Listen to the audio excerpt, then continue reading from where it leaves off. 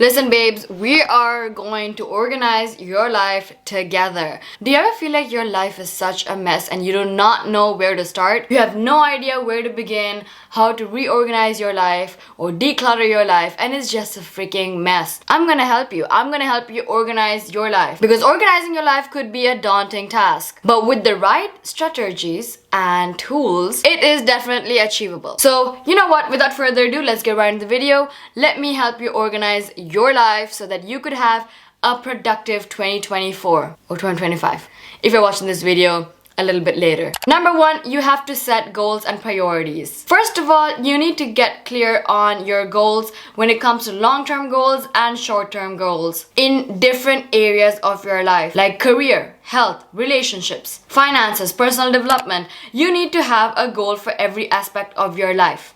Long-term goals and short-term goals. And then you have to prioritize all of these goals based on their importance to you and what you want to achieve and relevance to your overall well-being, of course. So, like I said, set goals, whether it's losing weight or saving up a specific amount of money or changing your family dynamics or getting your dream partner, whatever it is. You need to have a goal for every aspect of your life, literally every aspect of your life. There is no aspect of your life, there's no area in your life that does not require a goal. If you want to have your life organized, you have to set long-term goals, and that goal should be broken down into manageable tasks. Those are called smaller goals. Number two, time management. Now that we are adults, I feel like this is not taught enough and this is not spoken enough. Time management is a skill that we all need to have. It is mandatory, because I have seen some dusty, musty ass adults who do not have time management skills, and that is such a turn off. That is my first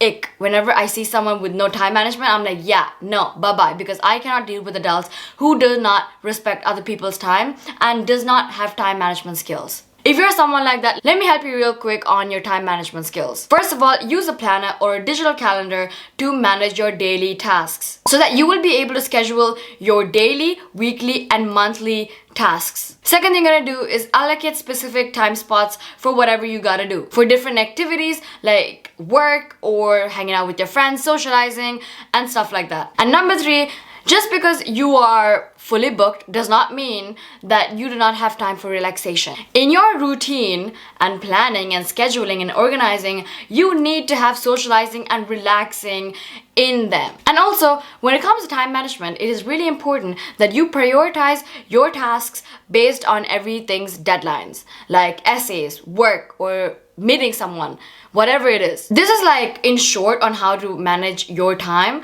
but if you want an in-depth video, let me know in the comment section down below, because some of y'all really lack time management skills. Number three, declutter your physical space. Now, let me tell you something. It doesn't matter how much you declutter your mind. If your physical space is a mess, your mind will be a mess. There's a quote that says, the state of your room is the state of your mind. So, always make sure that your space is clean. Organize your living and workspace by decluttering and arranging items according to its relevance. Regularly get rid of things that you don't need. If you're someone like me, I used to be a hoarder. I used to keep things around the house just like that. What if I need it one day?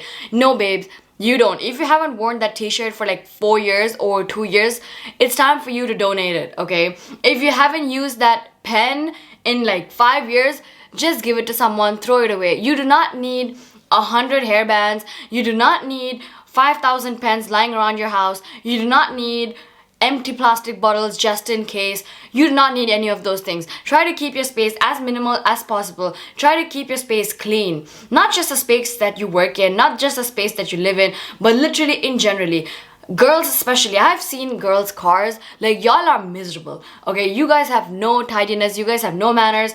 It doesn't matter what it is, you have to declutter everything. Make it a habit to get rid of things that you don't frequently use, and make it a habit to replace things that are broken, fix things that are broken around the house. If you're missing something in your house, order it, buy it, keep it. Always make sure that your space is clean and you have everything that you need. Once your physical space is clear, it is so much easier for you to think from your mind. It is something I've personally noticed. It's something that personally affects me.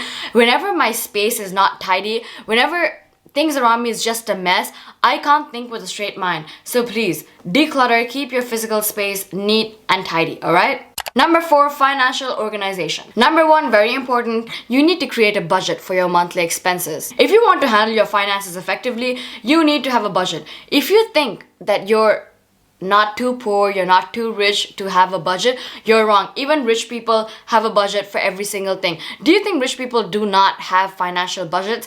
You're wrong. Rich people are the ones who have the budgets, alright? I don't see poor people or people who are struggling financially having budgets, and that's where they go wrong. Once you set a budget for every single month, or weekly budgets, or daily budgets, or yearly budgets, obviously monthly and weekly budgets are the most effective and most reasonable. But once you set a budget, you will be able to handle your finances much more effectively. I want you to use this chart as an example on how you handle your salary, alright? Just look at it and you'll understand. Number 2 on how you can keep your finances organized is actually keeping track of your expenses. You can use a lot of financial management apps. Nowadays, it's the 21st century, we have a lot of shit going on. Or you could use a spreadsheet. Obviously, if you're old school, or if you just like using spreadsheets, you know. But keep track of your expenses. This is a mistake that I used to do once I started earning a lot of money that a usual 20-year-old should not be getting. What I did was I would literally just peek my phone, my card, my ATM card. I did not see where my money was going. I did not check price tags. I never checked the bill, ever. Okay, I would always just pay for stuff and I'm done. I come home, I don't know how much is in my bank account, I don't know how much I just spent. I would go with my friends, I would have the time of my life, and I have no idea how much I just spent. And that was what got me broke. I was so broke because my bank blocked my card and I didn't have access to my own money, and I didn't have any savings because I always thought like, hey, I'm always gonna have money, and like I always trusted my card. Absolutely not. Do not do that mistake. Keep track of your expenses. Even if you have enough money in your bank account, even if you come from a rich family, even if you are rich, you have made it in life and you're financially stable, it doesn't matter. Always see how much you're spending. Always keep track of your expenses. How much is coming into your bank account, how much is going out of your bank account. And number 3, set financial goals. You do not always have to set goals when it comes to losing weight or doing this, that, and this. Absolutely not. Financial goals will help you get rich and keep you rich. You need to set financial goals such as for retirement, investments, or major purchases. Whatever it is, always have a savings account and always have a financial goal. I love to challenge myself every single year by saving some amount of money, and every single year the number just gets higher and higher and higher, okay? Because it challenges me to beat the old me. I'm competitive, but my competition is the old me. So that is why I love to set financial goals, because here's something that I've noticed. I have been able to get a lot of things, buy whatever I want for myself, because I was financially responsible, except for the tiny mistakes that I did. Other than that, once I learned how to organize my finances, I have been winning in life. Number 5, health and wellness. A lot of you guys are so focused on being the prettiest girl in the room, being this, being that, you know, chasing your career, chasing your goals, but some of you guys just do not pay much attention to your health and wellness, to your mental state, to your mental health. And that is a problem. First, I want you to establish a good exercise routine. You do not have to be too fat, you do not have to be too skinny. It doesn't matter what shape or form you are in right now. It does not matter, because at the end of the day, every single person, even the most fattest person, even the most skinniest person, even a person with a lot of muscles, has to be regularly active. So set up a regular exercise routine and stick to it. It doesn't matter what it is. It could literally be just going to the park and going for a walk every 15 minutes a day. Or it could just be joining a Zumba class, joining a dance class, joining a Pilates class, whatever it is. Just do something that'll keep you active. Your health will thank you. Make healthy eating a healthy habit. Here's the problem when it comes to healthy eating. You guys always say diet. Diet means, in your terms, it means eating healthy and staying clean. So when you say I'm on a diet, it means you are eating healthy. But when you're not on a diet, it means you're eating unhealthy. Why are you not making eating healthy a lifestyle? Eating healthy, balanced meals and good meals should be a lifestyle, not a phase in your life. Eating unhealthy should not be the normal thing for you.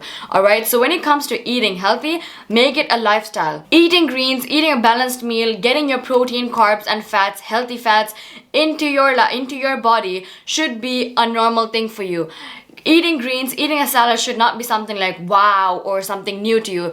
That is not normal. And also the last thing is, please schedule regular health checkups and appointments. Something, especially if you're brown, one thing that you will do is you will not check your health. If you have headache constantly, you'll just be like, oh, whatever, it'll go. Just put some Vicks, everything will be fine. Maybe it's just a Sri Lankan thing, but my parents, they would literally bear with immense pain, but they would not visit a doctor because they just assume that everything is going to be okay. That is not okay. If you feel like your lymph nodes are a little enlarged, please go to the doctor, get it checked. You never know what's going to happen. God forbid. I'm not saying something will happen, but it's better to stay on the safe side. A lot of people neglect their health, and that is what gets them at the worst possible situation ever. Most of us just get lucky. But please do regular health checkups at least once a year. Go get an overall general health checkup. Get a blood test done. Number 6 is personal development. Allocate time for learning something new. You're never too old to learn something new. It doesn't matter how old you are, what you do, you're a woman or a man or a child. Always set time to learn new skills, learn new knowledge, get new interests. Literally, you could start a new hobby. You could start painting. You could start learning a new instrument. You could learn how to do your makeup. You could literally do so many things in this world with your time instead of sitting on your phone.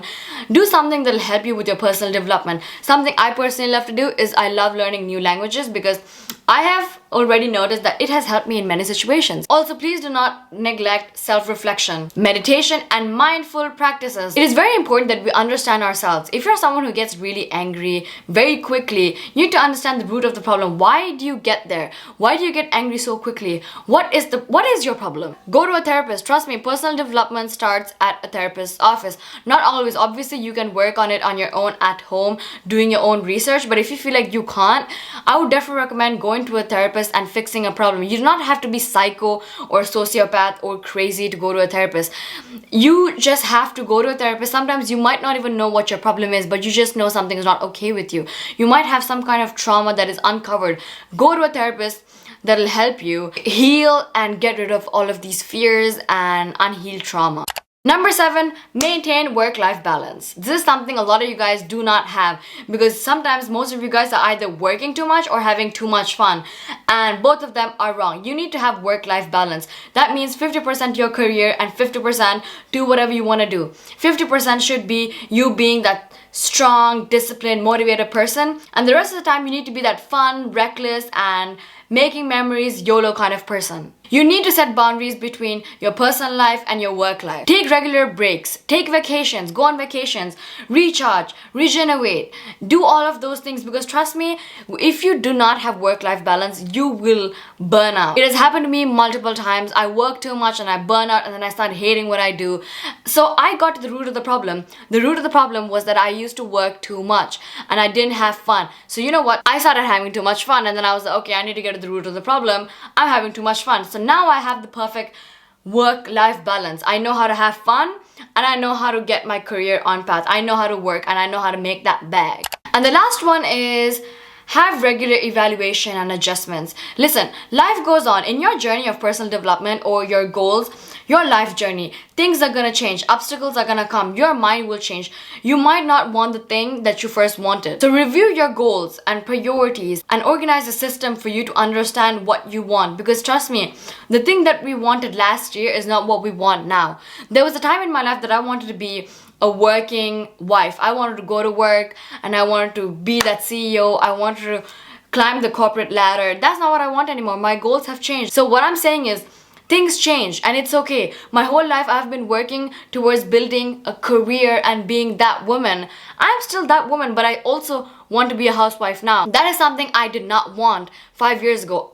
Being a housewife was like so anti-feminist for me. I was like, I do not want to be a housewife. That is you judging my gender. Now I'm like, nah. Like, so things change. My mindset has changed and I'm okay with that. So what you need to understand is on your journey, a lot of things will change. Your mind will change and it is okay. What's important is you do what makes you happy and you still are successful in what you do. You need to make necessary adjustments to your plans based on changes in your life that'll happen. Sometimes you might start your journey single, all right? Let's just say, for example, you start your journey single, but in the middle of your journey, you meet someone and your goals don't align with each other, but you still want to be with that person. What do? Both of you compromise and change your plans a little bit, which is okay because it's not going to change your end goal. If you're okay with that, just be open-minded. You need to have an open mind. When it comes to life's journey, a lot of things change, and we're not the same person we were 5 years ago or 2 years ago. We just need to be open to change, and